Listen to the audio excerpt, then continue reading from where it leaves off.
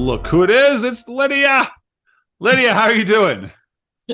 Just a little chilly, but otherwise good. How about Yeah, you? I'm all right. You're down there in Arizona where I don't normally think of it as chilly, but you know what happens? You get too used to the heat, Lydia. And now as soon as Maybe it I'm drops just under 50, wrongly. you're Yeah, screwed. it could be that my body's just erroneous at the moment. All right, so here's the latest. Oh, what a this book, Dinosaur. Uh I tell you, so glad I went to a conference and I found myself without anything to do, and this was the best company for me. I devoured it in a day, and I really enjoyed it. What do you think of the post publication process? A lot of writers, when they're starting out, they dream of the attention and the accolades they think they'll get, and for a lot of writers, it's the writing where the real pleasure is, but there is pleasure in having your work out there. I assume. Do you feel that way?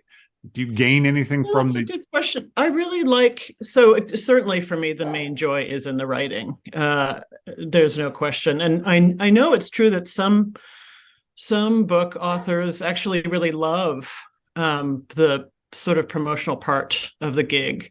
Yeah. Um, I would say that I had this tendency to dread something when it's coming up and then always to enjoy it in the end.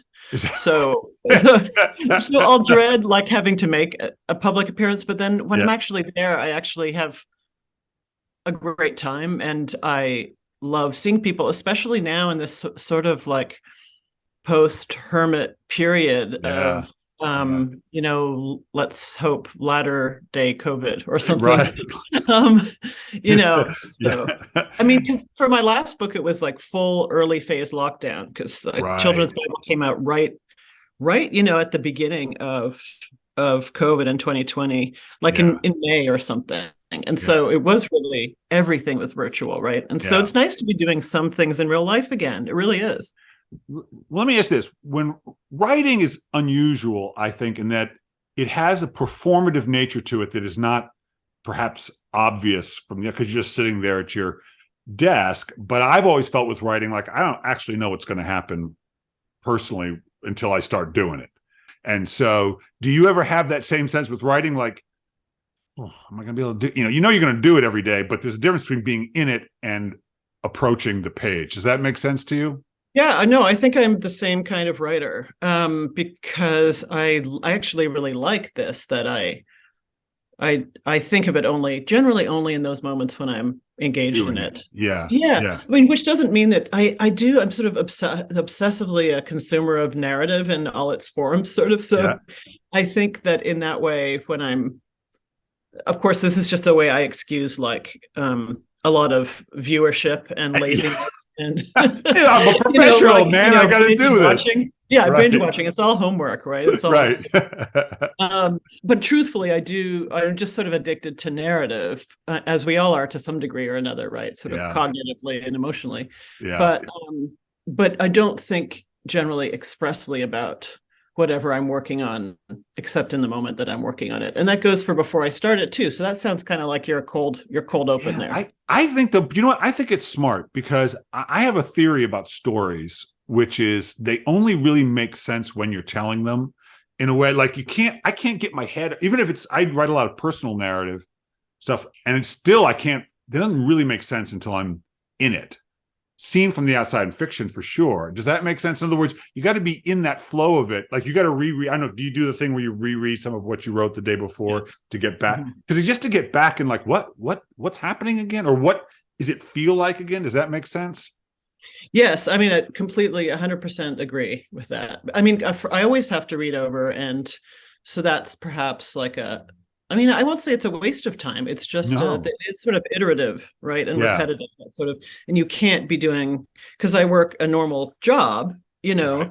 for like 30 hours a week, and then I'm going from the text of that to the text of whatever I'm working on personally, and so yeah, you do have to re-immerse yourself, and I think that yeah, stories only do make sense, or at least the best and most interesting and nuanced stories only make sense when you're in them, and that's what the sort of like dream of consciousness is. The dream of consciousness. Okay, let's go into that. What do you mean by that? So Well, I just mean that, at least I don't know if you're the same way in this respect as well, but I don't calculate what I write beforehand. And so Right, everything right, that emerges like in a story is really like a dream. right, right, right. But it's obviously not an unconscious dream. It is a conscious dream. It's just that I'm not sort of self-consciously crafting it every moment, Right, right? So it's more like right. like automatic writing, or when we were in art class in high school, the wonderful teacher, Mr. Boutros, his name was, an Egyptian. Anyway, he had us do that line contour drawing, where you're not Right. allowed to look Yeah, at yeah, what yeah, you're yeah. doing. And I Yeah, I always did feel that. like writing is, it's true that I'm looking at my words while I'm writing. That is true. But I always feel there's a quality of blind contour to Oh, writing fiction. so in this book, this may be hard for you to answer now. When did you finish it? When was it? When did you stop having anything to do with it? Was that like 2 years ago, year and a half ago? That's a good question. Yeah, when did I stop having anything to do with it? Because of course, like, This little stuff along the way, but really basically being yeah. done. I mean, I think that I finished really writing it um maybe in the very early lockdown, Okay. Um yeah, because I think some aspects of that kind of influenced it a Yeah. bit. But Yeah. I had begun it, I had written it and put it aside. So I often will just sort of put something aside and then go on to the next thing. So it's actually sitting there for a while before Oh, it gets that's a published. nice luxury, man. It's ideally months if you can. Be nice Yeah, so you can come back and see it. That's really helpful. right. And Um, that's like, and maybe if you're not ready to give it to anyone yet, that's a good thing to do if you can, right? yeah, just have it say. So I was going to say, I may be hard for you to remember, but what surprised you most about it once you finished it? That is, well, I guess what surprised me was that it had ended up being this sort of like gentle tale in a way. Right, Um, right. because I didn't set out to write something as quiet and sort of like warm as I think it is, sort of like that. I sort of ended up with that texture, even though I hadn't been writing toward that. Right. So I guess that was, I don't know. I kind of worried it would be. I kind of worried it was sort of middlebrow or something. But uh, and Why? Why? Because it. Why? What about it? well, and a couple of critics have definitely, read it that way, honestly. Oh, screw Not them. not in reviews that I'm, hyper interested in. Right. And I do like, I generally, I sort of believe all reviews, whether they're positive or negative, You read generally. them? Do you read them? I skim some. It depends how smart they are. If they're Oh, smart, then I'll read them more Lydia, carefully. just you know what, Lydia, you don't need to listen to me, but I'm going to tell you anyway. Just stop. Don't even read them. Well, I'm on a mission for I writers to don't stop reading necessarily reviews. read everything, Okay. carefully, I will All say. right. But Okay. I just will sort of glance at something, and if it like captures my interest, then All I'll right. read it more carefully, but I haven't typically shied away from them. No.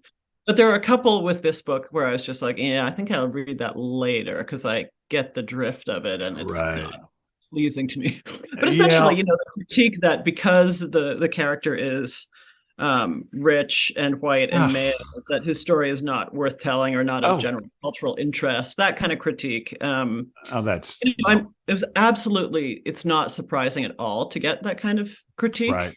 and I knew that would happen.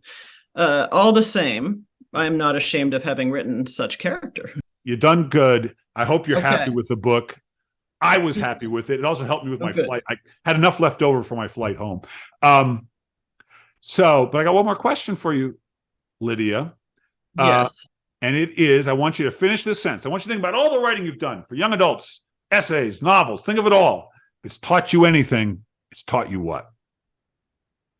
It's taught me to read expansively, to read across genres and not only genres, but real categories of writing, even beyond, say, fiction, read poetry, read nonfiction, read science if you can, read history, read all that. That's the thing that I'm learning, maybe too late in life in some of those categories, but I feel like I can never learn everything. I won't have time for it all.